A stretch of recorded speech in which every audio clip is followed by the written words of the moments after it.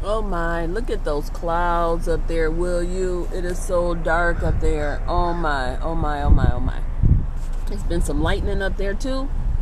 Oh my, oh my, oh my. Well, guess what, guys?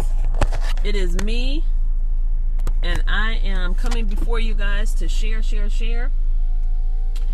Whew, we're going to talk today, and I'm going to share some information with you guys in regards to how do you know when it's time to move, right?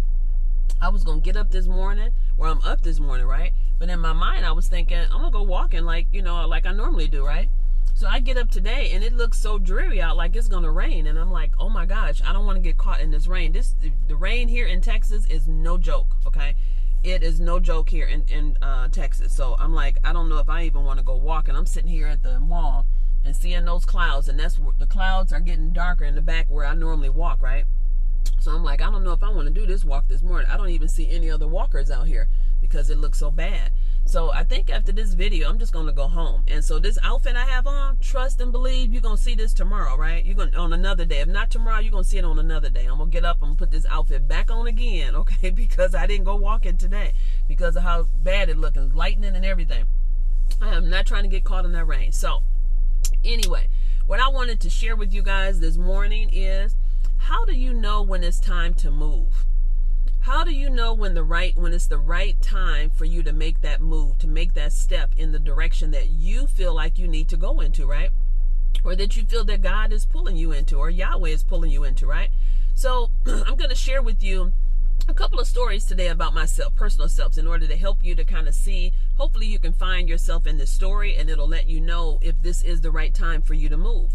I think I'm a big person on telling stories because that really helps to paint a picture for the individual that's actually listening to the story or listening to the advice that I'm sharing, right? Listen to that conversation. And if they can picture, if they can picture what it is that I'm sharing with them, then I think they can find themselves in that story, okay? And so I'm a very visual person. So if you know anything about me, I love doing presentations. I love looking at presentations because that's a visual side of me that just like really grabs me, right? So that's what I'm hoping to do today with you, is to help you to visualize some stories that I'm going to share with you about making that move. Is this the right time for that move, okay? And so hopefully you'll find yourself in this story. So what I want to tell you is back in about back in 1996, 97, maybe more like 95, 96, I want to say, because it was before I had my second daughter, and she was born in 98. So I want to say it had to have been 96, 97. No, I'm sorry, 95, 96, okay, was when, during this time frame. No, I was right, 96, yeah, because that's when I met my ex, was in 96. So I want to say 96, 97. It was before I had her. So get the story straight, get the years right. It's been so long. Here we are in 2021, and I'm talking back in 1996, right? That's a lot of years. But at any rate, so back during that time, I was working at the post office. He was a police officer. And we were talking about moving to Houston. I have relatives there on my dad's side of the family, so we wanted to move to Houston. And we were going through the motion. We were checking on our jobs. What do we need to do, to get a transfer? How does that process go? We were checking with everybody that we need to check with, right? We even checked with, as far as the apartment we stayed in, about the moving, about the timing, all of that. And then we went to Houston. And we stayed down there for maybe about 10 days. We were visiting family. And then, of course, that time we were driving around. My dad would take us to go look at houses, or we were going around looking at houses. So we were just trying to figure out how are we going to make this move, right? Now, during this time, my older daughter was, at that time, she had to have been maybe, she wasn't 10 yet. She might have been maybe 6 or 7. No, let me see. I met him in 96. She was 5. So she was about 5 or 6 years old when we were talking about, not quite 7, when we were talking about this move, right? So like I said, it was before I had my younger daughter, because they're like 9 years apart. So we were doing all of this talking and planning what we were going to do, and the timing would have been right because she still would have been in elementary, making this move and this transition, right? So we were going through all of this, looking at houses, saw some houses that we really, really liked. And guess what? The transfers didn't go through. So he would have been able to get a transfer, but not in Houston. It would have had to have been in another city. I couldn't have gotten a transfer because there was no openings for me in Houston at the post office there. So couldn't get the transfer. So we were devastated. We were like, what's going on? Why can't we, get a transfer? Why isn't this working? Maybe this is not meant for us to go to Houston. And I was thinking, well, maybe it's just not the right timing for us, right? Maybe we need to just kind of wait a little bit. Really what I think it is that it was a couple things that I think was happening. We were not in a healthy place in our marriage at that time. Well, in the beginning part of that, we were, in 96, we were in a good place at that point. So I have to take that back. So we were in a pretty good place at that point. But later on, we started having problems in our marriage. Okay. And I don't believe that would have been a good time for us to move there in that space that we were in because of the issues that we were having in our marriage, right? As time went on. So we were during this time of, things was okay because it was in the beginning part of our relationship, right? But then later on, we started having issues. Not only did we start having issues, but my mom passed away. I was helping my mom in her daycare. So we couldn't have moved because I was helping her in her daycare, right? It's really something when you're trying to go back over 20-something years and you're trying to remember, a timeline, right? So just kind of bear with me, okay? So as we're going through now, I'm at the point where my mom had her daycare. So I was helping my mom in her daycare by about 1990, 98, 97, 98. Okay, I was pregnant in 97, had the baby in 98. So around that time frame, I was pregnant, working, helping my mom, okay? So after that time goes through, then a few years later, my mom passes away in 2003. Okay. So, and I was put over her estate. So I would have had a difficult time had I been living in Houston and having to travel back and forth to handle all of her affairs. Right.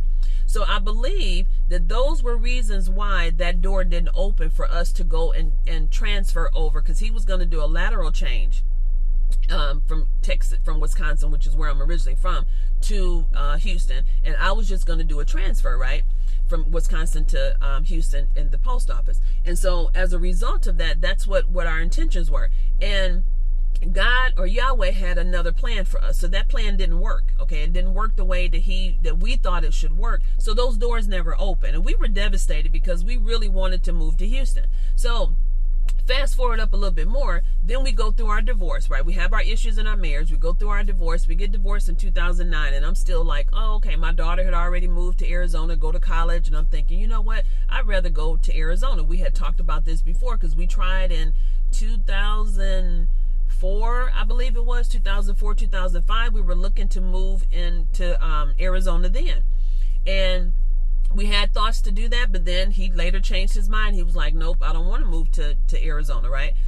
Because, things was happening at the church or whatever. And so his commitment changed and he didn't want to move to Arizona. But it was still in my mind and in my heart because I wanted to move to Arizona. It was something that I really wanted to do. So because I really wanted to do that, I had to figure out, what do I need to do in order to move to Arizona? So after we went through our divorce, I decided I still wanted to go. So a couple years later, I was able to move. I moved to Arizona in 2012. That transition was so smooth. Man, was it smooth. It was a smooth transition. Okay. Y'all opened up those doors for me to be able to move, me and my younger daughter. We were able to find a place. I had money to put down on the place. That transition was so smooth, right? And then even with that being said, 3 weeks after I got there, after I got my daughter settled into school, I ended up getting me a job. Okay. I had went through the process, had to go through the interview, wait to hear back from them, go through all the paperwork. And I started working 3 weeks after I moved to Arizona. Such a smooth transition. Those doors just open up like a floodgate. Okay. Like it says in the Bible. And I was just able to just make that smooth transition into there. Right. So that helped. But then on the other side of that, on the other side, once I got there, I didn't know. I just had like a strong desire to move to Arizona. I didn't know why I was supposed to be there. I didn't realize until once I got there, it was supposed to be for me to start my business, to help people with domestic violence, for me to find out that my story was, that I was in a domestic violence marriage, for all of this revelation to happen to me, and for me to be able to see myself in that situation and to also be able to give to other people, right? So it was like my life really, I believe my life just really started when I moved to Arizona. And I was able to build up my portfolio with my speaking engagements. I got certified as a life coach. I've written 3 books since I had lived in Arizona. So it was like my life just really opened up once I got to Arizona. And so I felt like when I look back and I was like, wow, that was the right move. That's why those doors opened, because it was the right timing, right? It was God's and Yahweh. It was Yahweh's decision for me to move there. He opened up the door. He made a way for me to do that. So getting there, I was just flourishing. Different positive things was happening. I had some ups and downs, some difficult roads. I had some good roads. It was kind of like up and down. But throughout that process, everything happened of what I just shared with you, okay? All of what I was able to accomplish there in Arizona. And there were some other things that I did too that made a big effect on me. So when I left from Arizona, it was the right timing for me to move out here to Texas, okay? I had a job lined up. The job transferred me here. I was able to, and I was working from home, so that was great, especially during this pandemic. And so then it was also the part of getting my items to Texas, right? There was a little bit of hiccup as far as with that, getting everything moved and paying for everything, but I got that transition taken care of, and then I made it here, right? Found me a place in January, moved in March, so it was like things was just moving, right? From one to another, things were just moving. That transition was becoming smooth again. And so now I get here, been here almost 6 months, and I'm enjoying it. I'm learning to adjust to my new environment, right? And I'm connecting with other people. So there again, it was the right decision at the right time. Now think back in 1996, 97, I wanted to move to Houston, right? Y'all said that wasn't the right time. I moved to Arizona. Now I'm in Texas. I'm in a different city in Texas, and I'm still not in Houston, right? So it was meant that God and Yahweh was telling me, it's not time for you to move to Houston. Okay, I need you to move to Texas, but I don't need you to go to Houston. There's something that I need you to do in the Dallas-Fort Worth area, right? What it is, I don't know. I know it's going to have something to do with domestic violence. I know it's going to have something to do with my books, but I don't know the full totality of it. But I believe in time He will reveal that path to me, right, of what I'm supposed to do. So basically, I hope you're finding yourself in my story of me helping you to see that when those doors are open, those are going to be open doors for you to go through. It's kind of like The Price is Right. Well, door 1, 2, and 3. If God, is telling you to go through this door, go through that door. If that door isn't open, that's not the right door. Try door 2, try door 3, okay? And one of those doors is going to open for you if it's the right timing.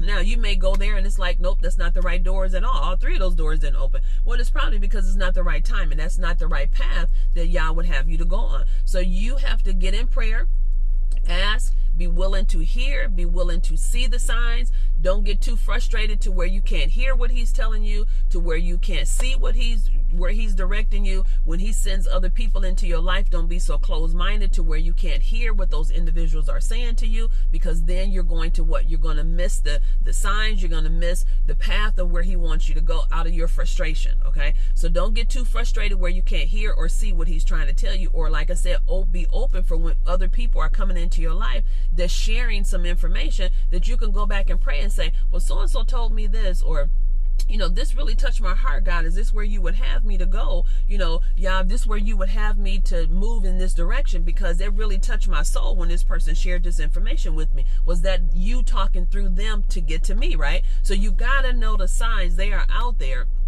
but we have to know the signs, and we have to be in tune with ourselves. We got to be in tune with Yah in order for us to hear when He's directing us in a different direction, right? When that door is closed, it's closed. Don't even look for it to open it. Just say, you know what? There's another door for me, okay? That could be moving to another apartment, buying a house, purchasing a car, any type, starting a business, closing a business, moving, anything. Just let Him be there to guide you along the way, okay? You will know those signs. And when that's the right door and those signs are there, the doors are going to open like a floodgate. And you'll be like, wow, everything was such a smooth transition, okay, for you to move through that transition. So just keep that in mind. So now I've shared quite a bit with you guys. And as I said, I like to share stories. So hopefully you found something in my story to do what? Take away, right? What is your takeaway going to be today? That's my question to you. What is your takeaway from what I just shared with you today?